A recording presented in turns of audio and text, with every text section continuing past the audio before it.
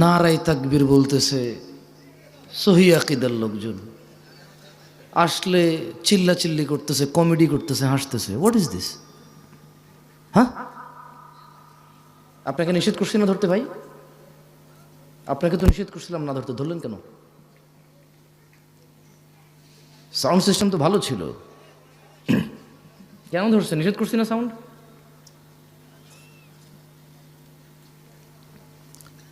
কি মানে হুজুররা এসা বলে ওয়ামাই ইউশরিক বিল্লাহ ফাকাদ দাল্লা দালালাম বাঈদা, যে শিরিক করলো সেই পথভ্রষ্ট হইল, শিরিক ছাড়া সব গুনাহ আল্লাহ মাফ করে দেবে, এই জন্য যাতা শুরু করে দিয়েছেন নাকি? অবাক কাণ্ড, চেরাগের নিচে অন্ধকার। আজকে এই বক্তব্যে, যেহেতু গত 2-1 বছর বক্তব্য দেই না বললেই চলে, তো এইখানে উপস্থিত হয়ে বুঝলাম যে চেরাগের নিচে আলো, এটার বাস্তব প্রমাণ। তামাশা করতেছেন আপনারা, হাসতেছেন, হুই হাই, লা হাওলা ওয়ালা কুওয়াতা ইল্লা বিল্লাহ। ইত্তাকু রাব্বাকুম ইয়া নাস, আল্লাহকে ভয় করেন হাক্কা তুকাতিহ, যেভাবে ভয় করা উচিত, হাক্কা তুকাতিহ। এই তোমরা সাউন্ড সিস্টেমটা ধরতে আমি না করছিলাম তোমাদেরকে, আগে যেরকম ছিল শুরুতে ওই সেটিংয়ে নিয়ে যাও। আমি উঠছি যখন, যেই সেটিংটা ছিল ওইখানে নিয়ে যাও। বিরক্ত লাগছে এখন, এটা কানের মধ্যে এসে লাগতেছে। আর শ্রোতারও দোষ নাই। কি হাসির কি হয়েছে এখানে? কি হাসি মানে কি? এ হাসতেছেন কেন আপনি? বুঝতেছি না তো। আপনারা বললেন সাউন্ড বাড়াইতে, উনি সাউন্ড বাড়াইছে, এখন কা করে খালি এটা। বিসমিল্লাহ, ঠিক আছে ঠিক আছে, বিসমিল্লাহ। তো যুবকের অবক্ষয় নিয়ে কি কথা বলবো? সবাই এখানে বিগড়ায় আছে নিজ নিজ মনোকামনায়, নিজ নিজ পছন্দ অনুযায়ী। যে তারপরও যুবকদেরকে নিয়েই বলি, কারণ 50 বছরের পুরুষও নিজের যুবক মনে করেই পরকিয়া করে, বুড়া মনে করে না। ও বলে যে বয়স বাড়লে কি হয়েছে, মন তো আমার এখনো যুবক। আরে ভাই, আপনারা ঠিক কইতে কইছি আমি? আপনি তাহিরি শ্রোতা আপনারা, হ্যাঁ? তো তাইলে ঠিক ঠিক বলতেছেন কেন? তো জিজ্ঞেস তো করি নাই ভাই, সরি ভাই, কিছু করার দেয়। ওই যে ভিডিও ম্যানরা বলবে যে জামশেদ মজুমদার কি অহংকার নিয়ে কথা বলে, মানুষের তুচ্ছ করে কথা বলে। আরে এগুলা ওনারা কি করতেছে এখানে? আসতে ইসলাম শিখতে আসে, ঠিক বেঠিক আপনি সিদ্ধান্ত দিবেন। এই যখন থেকে শ্রোতারা ঠিক বেঠিক সিদ্ধান্ত দিচ্ছে, তখন থেকে বক্তারা যা খুশি তা বলে যে ঠিক কিনা, লোকে কয় ঠিক ঠিক হয়ে যায়, শেষ। আর কোনো মানদণ্ড নাই ঠিক বেঠিকের, কোনো কোরআন সুন্নাহ থেকে দলিল প্রমাণ লাগে না। খালি বক্তা কবু ঠিক কিনা, শ্রোতা কবু ঠিক, এই ঠিক, ব্যাস। যুব সমাজের অবক্ষয়তার কারণ যদি নিয়ে কথা বলি, সবগুলো তো দূরের কথা, 10টা 5টা কারণ তো দূরের কথা। যদি খালি যুবকের নেশার বিষয়ে কথা বলি, তো কতক্ষণ বলা সম্ভব? কতক্ষণ বললে নেশার বিষয় বলে শেষ করা সম্ভব? আর আমি বা কতটুকু জানি কতটুকু অধঃপতন হয়েছে। যুবতীর বেপরদা, পর্দাহীনতা, এইটা নিয়ে যদি কথা বলি, তাহলে কতক্ষণ বলা সম্ভব? কতটুকুই বা বলার জ্ঞান রাখি? উলঙ্গ থেকে মানুষ বেপরদা থাকতো, তারপর মানুষ জামা কাপড় পরল, ওগুলো পরে এখানে সেখানে এমন ডিজাইন করছে, উলঙ্গর চাইতে বেশি ভালগার দেখা যায়। তারপর কিছু মানুষ বোরখা বানানো শুরু করলো, স্ট্রবেরি কালার, পিঙ্ক কালার, বুকের সামনে ফুল, নাভির নিচে ফুল, কোমরের মধ্যে পিতা দিয়ে টাইট করে বান্দা দিয়া, হাত এভাবে তুইলা মেয়েরা মাদ্রাসার হাটে এখন। তো যুবতীর, আমার বোনের বেপরদা নিয়ে কথা বললে কতক্ষণ কথা বলবো, আর কতটুকুই বা বলা সম্ভব? আমি বা কতটুকু জানি? যুবকের অবক্ষয় নিয়ে কথা বললে রাস্তাঘাটে কোনো মেয়ে ছক্কা লুডু খেলে না, সবগুলো যুবকরাই তো খেলে। রাস্তাঘাটে যুবতীরা সিগারেট গাঁজা ইয়াবা সেবন করে বেড়ায় না, যুবকরাই করে। এখনো সিনেমা হলের টিকিট যুবক যুবতীকে ফুসলায় ফাসলায় আর 2টা টিকিট কেটে নিয়ে যায় সিনেমা দেখতে। এখনো জানার সমস্ত বিল যুবক ভরে। রাস্তাঘাটে মারামারি গালিগালাজ এগুলো যুবকরাই করে, পুরুষরাই করে। আবার আল্লাহ থেকেও আদিষ্ট হয়েছে প্রথমে নিজের চক্ষু অবনত করে লজ্জাস্থানের হেফাজত করতে। সেই যুবক কিনা বেপরদা মহিলার দিকে তাকিয়ে থেকে ফেসবুকে পোস্ট করে, মাইক হাতে বেয়ে কথা বলে, জায়গায় জায়গায় সমালোচনা করে, সমাজটা নষ্ট হয়ে গেছে, নারীরাই নষ্টের মূল, বেপরদা চলে, সব ছেলে নষ্ট করে দিছে। অথচ ও ল্যাংটা হাঁটলেও পুরুষের জন্য আল্লাহর পক্ষ থেকে আদেশ, নিচে তাকাবে তারপরে হাঁটবে। ও নিচে তাকাবে না, নিজেরটা মানবে না, আরেকজন মানে নাই সেটার সমালোচনা করে বেড়ায় যুবক। এখানকার যুবকের ধারণা পর্দা মানি হচ্ছে মহিলা, পর্দা মানি মা, বোন, স্ত্রী, কন্যা, দাদি, নানি, ফুফি, খালা। পর্দা মানি মহিলা। যখন তারা পর্দাকে এভাবে খ্রিস্টানদের মতো, ইহুদি নাসারাদের মতো যখন পরিবর্তন করতে শুরু করলো পর্দার মিনিং, তখন আল্লাহর আযাব এদের উপরে চলে আসছে। এদের মহিলারা বলতেছে যে আরে পর্দা কি পোশাকে আছে নাকি, মনে হলো পর্দা। কারণ এরা পর্দার অপব্যাখ্যা করেছে, এরা পর্দার মানে সমস্ত মহিলার বদনাম করেছে। কিন্তু নিজেকে যে আল্লাহ নিচের দিকে তাকানোর জন্য বলেছে, ওই মহিলার দিকে না তাকাইতে বলেছে, নিষেধ করেছে, সেটা সে মানেনি। ঘরে সিলিন্ডার গ্যাস ব্লাস্ট হইলে নতুন বউ মারা গেছে, পুকুরে পড়ে মারা গেলে নতুন বউ মারা গেছে, যে বউটা যৌতুক দেওয়ার কথা ছিল যৌতুক দিতে পারে নাই, মোহর দিয়ে বিয়ে করার কথা ছিল পুরুষ যৌতুক নিচ্ছে। এরপরে বলতেছে সমাজে পুরুষ নির্যাতন হয়, আপনারা জানেন না। তো তুই কি পুরুষ রে বেটা? পুরুষ তো মহিলাকে টাকা দিয়ে বিয়ে করে, তুই তো টাকা নিচ্ছিস। পুরুষ তো মহিলাকে টাকা দিয়ে বিয়ে করে, পুরুষ উপার্জনের জিম্মেদার নিজেকে মনে করে। মা বোনকে কাজে লাগাই দেয় না, মেয়েকে কাজে লাগাই দেয় না। পুরুষ মর্যাদা সম্পন্ন হয়, বলবে 3 বেলা খাবো, না পারলে 2, না পারলে 1। কিন্তু জিম্মেদারি উপার্জনের আমার বোনের না, আমার মায়ের না। যদি করে মুসলমান মেয়ে, কোনো হারাম কিছু নাই, মহিলা কাজ হতে পারে। আল্লাহ আমাদেরকে বোঝার তৌফিক দান করুন। কি এখনো কি হাসি পাচ্ছে? নাম হচ্ছে সালাফি কনফারেন্স। বসে আছে যারা নিজেদেরকে দাবি করে মানহাজুস সালাফের মধ্যে যারা আছি আমরা। মানহুমুস সালাফ, সালাফকে আসহাবান নবী সাল্লাল্লাহু আলাইহি ওয়াসাল্লাম, নবী সাল্লাল্লাহু আলাইহি ওয়াসাল্লামের সাহাবারা হচ্ছে সালাফ। আমরা বলছি আমরা ওদের অনুসরণকারী, আর বসে বসে কমেডি করি এখানে এসে। আল্লাহ আমাদেরকে বোঝার তৌফিক দান করুন। সরি, আপনারা মনে কষ্ট নিয়েছেন আমার কথায়? দুঃখজনক। এই শীতের মধ্যে এত কষ্ট করে বসে আছেন হাসি তামাশা করার জন্য, মোবাইলে কমেডি দেখেন, এখানে বসে আছেন কেন? মনে রাখতে হবে যুবক ভাই আমার, বর্তমানে আমাদের যুব সমাজের অসংখ্য সংকট, অসংখ্য সমস্যায় জর্জরিত আমাদের সমাজ। এর মধ্যে নাম্বার 1 আর নাম্বার 2, কোনটা 1 নাম্বার কোনটা 2 নাম্বার এটা বলা কঠিন হয়ে যাবে। নেশা আর জেনা, জেনা 1 নাম্বার নাকি নেশা 1 নাম্বার এটা বলা কঠিন হয়ে যাবে, এমন ব্যাপক হারে হয়েছে। ছেলে জেনার সম্পর্ককে প্রেম বলে, ভালোবাসা বলে। ছেলে জেনার সম্পর্ক কন্টিনিউ করে কেন? বিয়ে করবে আশ্বস্ত হয়ে। সে জেনাকে হালাল মনে করে নিয়েছে, কারণ সে মনে করে ওই মেয়েকে সে বিয়ে করবে, এই জন্য তার জন্য এটা হালাল মনে করে সে। অথচ সে ভুলে যায় সে মারা যেতে পারে।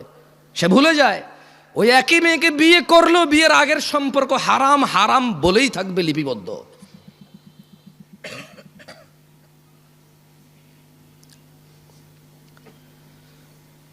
যুব সমাজ মাদকের মরণ নেশায় মেতে উঠেছে।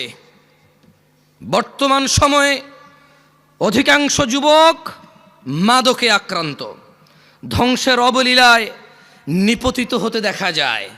বিভিন্ন ধরনের মাদকের সয়লাভ যুবকদের মধ্যে ছড়িয়ে পড়াতে তারা কোনো না কোনো উপায়ে নেশাগ্রস্ত হয়ে পড়েছে।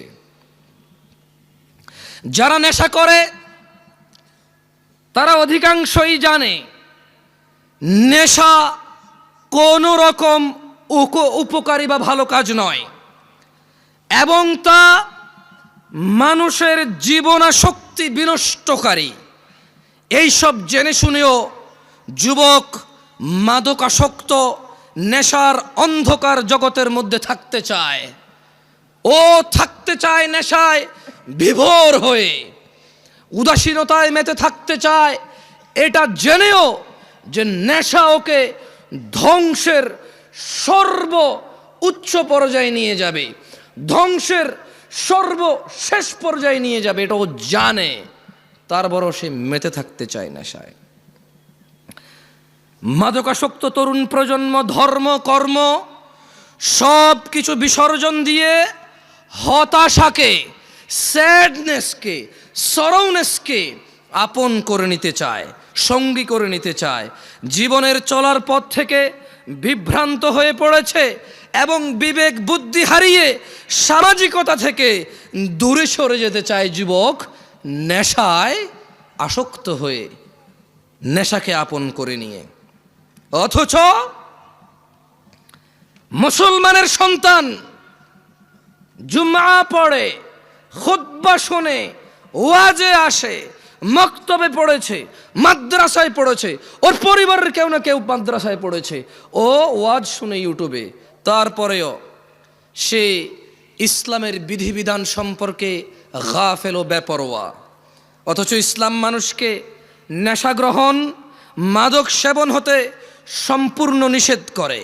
মানুষকে ধ্বংস ও করুণ পরিণতি হতে রক্ষা করার জন্য ইসলামী অনুশাসন মেনে চলার কোনো বিকল্প নেই যুবক ভাইয়েরা। তাই আমাদের জানতে হবে ইসলাম মাদক সম্পর্কে কি কি দিক নির্দেশনা দিয়েছে। কি ঠিক কিনা বলতেছেন না, যে কি খারাপ লাগতেছে? তা 2-3 বার জিজ্ঞেস করে নি, বলেন, তাহলে ঠান্ডা হয়ে যাবেন। বলবেন যে এত কষ্ট করে ওনার লাগে বসে আছি, উনি একটা বারও ঠিক কিনা করলো না, ঠিক বলতে পারলাম না। আজকে তো ওয়াজে যে ঠিক হয়েছে স্বীকৃতি দিতে পারলাম না, সার্টিফিকেট দিতে পারলাম না, ঠিক কিনা? ভালো হয়েছে, ঠিক আছে, আর ভালো লাগবে না। লা ইলাহা ইল্লাল্লাহ। দই জমান ভাই, মানুষ জমায়েন না, ওয়াজ জমায়েন না, ওয়াজরে জমতে দিয়ে না, জমে গেলে তো বসে যাবে, শেষ। আমি চাই ওয়াজ না জমুক, ওয়াল্লাহ আমি চাই শ্রোতা না জমুক, ওয়াজ না জমুক। আমি চাই আল্লাহর এই পৃথিবীতে কত নবী রাসূল প্রেরণ করেছে যাদের উম্মত খুবই অল্প সংখ্যক, কিন্তু তারা অসফল নয়। অ্যাজ এ নবী এবং অ্যাজ এ রাসূল আলাইহিমুসসালাম আজমাইন তারা অসফল নয়। আমি জামশেদ মজুমদার কখন এটা বিশ্বাস করি না এত বড় প্যান্ডেলে এত মানুষ থাকলেই কল্যাণ। আমি বিশ্বাস করি man to man, eye to eye. একজনের সামনে বসে আছি, কথা বলতেছি, ও কানেক্ট হয়েছে, ও বুঝতেছে আমি কি বলছি, ও মেনে নেওয়ার পক্ষে উদ্বুদ্ধ হয়েছে এবং চেষ্টা করতেছে মেনে নেওয়ার জন্য। আমার কাছে এইরকম এত পরিমাণ শ্রোতার চাইতে ওই একজন অনেক বেশি মূল্যবান, যে নিজেকে সংশোধন করার জন্য শুনে। যে সংস্কৃতি মাহফিল একটা বাৎসরিক সংস্কৃতি আদায় করতে আসে না, যে দিন শিখতে আসে, সে আমার কাছে বেশি মূল্যবান। যাই হোক, ইসলাম মাদক সম্পর্কে আমাদের যে দিক নির্দেশনা দেয় তা সম্পর্কে জানা অত্যন্ত জরুরি।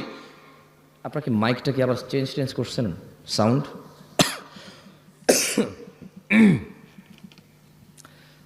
রাসূলুল্লাহ সাল্লাল্লাহু আলাইহি ওয়াসাল্লাম মাদক সম্পর্কে সতর্কবাণী উচ্চারণ করে বলেন, যে কোনো ধরনের নেশাজাত পানীয় হারাম। কোন ধরনের?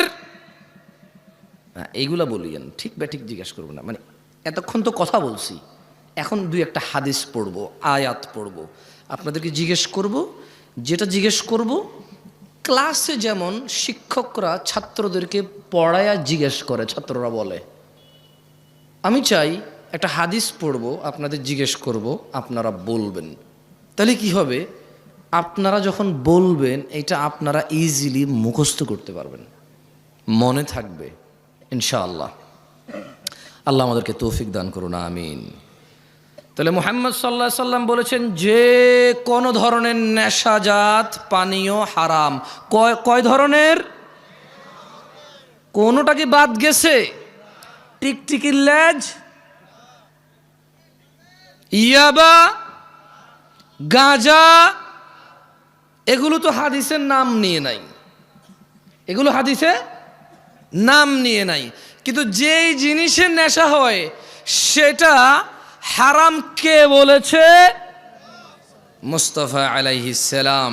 তিনি আরো বলেন, কুল্লু মুস্কিরিন খামর, নেশাজাত যে কোনো দ্রব্যই মাদক, ও কুল্লু মুস্কিরিন হারাম, আর যাবতীয় মাদকই হচ্ছে হারাম। ওয়ামান শারিবাল খামরা ফিদ দুনিয়া ফামাতা ওয়া হুয়া ইউদমিনুহা লাম ইয়াতুব, আর যেই ব্যক্তি দুনিয়াতে মাদক সেবন করে অতঃপর নেশাগ্রস্ত অবস্থায় মৃত্যুবরণ করে তওবা না করে, লাম ইয়াশরাবহা ফিল আখিরা, আল্লাহ সুবহানাহু ওয়া তাআলা আখিরাতে তাকে মদ পান করা থেকে বঞ্চিত করবে। তাহলে আমরা বুঝলাম আনার জান্নাতি ফল, আঙ্গুর জান্নাতি ফল, মদও জান্নাতি পানীয়। মদ কি? মদ কি? জান্নাতি পানীয়। তবে জান্নাতি পানীয় যে মদ, ওখানে নেশা নাই। বিশ্বে আমরা মানুষরা যে মদ তৈরি করি সেই মদের নেশা আছে, আর যদি নেশা না হয় এটাকে মদই বলা হয় না। বুঝে আসছে না? আসে নাই? ওটাকে শরবত বলে। কি বলে? যেটা খেলে নেশা হয় না ওটাকে কি বলে? আর যেটাই খেলে নেশা হয় সেটাকে কি বলে? মদ। আখিরাতের মধ্যে নেশা হবে না, কিন্তু ওটার নাম মদ। কেমন? আল্লাহ আমাদেরকে বুঝার তৌফিক দান করুন, আমিন। মানব সভ্যতার প্রতি মারাত্মক হুমকি সৃষ্টিকারী দেশের অন্যতম অভিশাপ মাদকাসক্তি। মাদক দ্রব্যের নেশার ছোবল এমনই ভয়ানক যে তা ব্যক্তি, পরিবার, সমাজ, দেশ থেকেই বিচ্ছিন্ন করে না খালি, বরং তা সমগ্র জীবন ধ্বংস করে দেয়। মানবতার মুক্তির কাণ্ডারি ইসলামই সর্বনাশা মাদক সম্পর্কে মানব জাতিকে সর্বোচ্চ সতর্ক করেছে। মানুষ যাতে মাদক থেকে দূরে থাকে তার জন্য মাদক সেবনে এই নেশাগ্রস্ত ব্যক্তির জন্য ইসলাম শাস্তির ব্যবস্থা করেছেন, ঘোষণা করেছেন, যাতে মানুষ আল্লাহকে পরোয়া করে, যাতে মানুষ জান্নাতকামীরা, জান্নাতের মনোবাসনা যাদের ভিতরে আছে, যারা জাহান্নাম থেকে বাঁচতে চায়, যারা রক্ত পুজ খেতে চায় না, যাদের ইচ্ছা নেই মাথার উপরে আল্লাহ গরম পানি ঢেলে দেবে আর টকবক টকবক করে এটা উতরাবে, যাদের এমন ইচ্ছে নেই জাক্কুম ফল খাওয়ার, জাক্কুম কাটা খাওয়ার, যাদের এমন ইচ্ছে নেই হুতমাতে যাওয়ার, ওয়াইলে যাওয়ার, আগুনে প্রবেশ করার, ইসলাম তাদের জন্য ওয়ার্নিং দিয়েছে মদের বিষয়। কি বলেছে? কোরআনুল কারীমে আল্লাহ বলেছে, ইয়া আইয়ুহাল্লাযীনা আমানু, ও মুমিনগণ। তাহলে কি সবাইরে বলছে? সবাইরে বলছে? কারে বলছে? কারে বলছে? অমুসলিমদেরকে বলে নাই? irrelevant to them because they don't believe in Allah subhanahu wa ta'ala. তারা আল্লাহকে বিশ্বাস করে না, সো তারা আখিরাতকে বিশ্বাস করে না, জান্নাতকে বিশ্বাস করে না, জাহান্নামকে বিশ্বাস করে না, বলে যে আমরা দেখছি না তো এটা। অথচ তারা আলোকে বিশ্বাস করে দেখা যায় না, বাতাসকে বিশ্বাস করে দেখা যায় না। এরপরে আবার প্রতিবেদন আসবে এই জমিন থেকে অমুক গ্রহে যেতে 10 লক্ষ কোটি বছর লাগবে। তুই কেমনে বুঝছস? তুই কি গেছস? যে ফিরে আসছিস বুঝছিস? হ্যাঁ আমি গেছি, 10 লক্ষ কোটি বছর লাগছে আমার। হ্যাঁ, তারা এগুলো বিশ্বাস করে। অবশ্য আমি বলছি না যে ভুল, তবে আমি সঠিকও বলতে পারবো না, কারণ কোনো একটা জিনিসের দূরত্ব বলার জন্য জরুরি হচ্ছে আমি ওই দূরত্বটা বুঝবো, গতিটা বুঝবো, ক্যালকুলেশন করবো যে হ্যাঁ এতদিন পরে যায় পৌঁছাবে। এখন একটা জিনিস 10 লক্ষ কোটি বছর দূরে, আমি কেমনে বুঝছি এটা 10 লক্ষ কোটি বছর?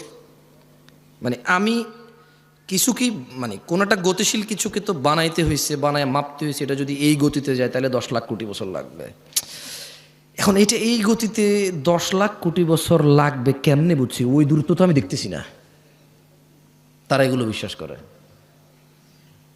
তারা জান্নাত জাহান্নাম বিশ্বাস করে না, বলে যে দেখছি না। অথচ ঘুমের মধ্যে মানুষ কান্না করে, কেন? সাপে কামড় দিছে। ঘুমের মধ্যে মানুষ ঘামায়া যায়, কেন? খাদে পড়ে যাচ্ছে।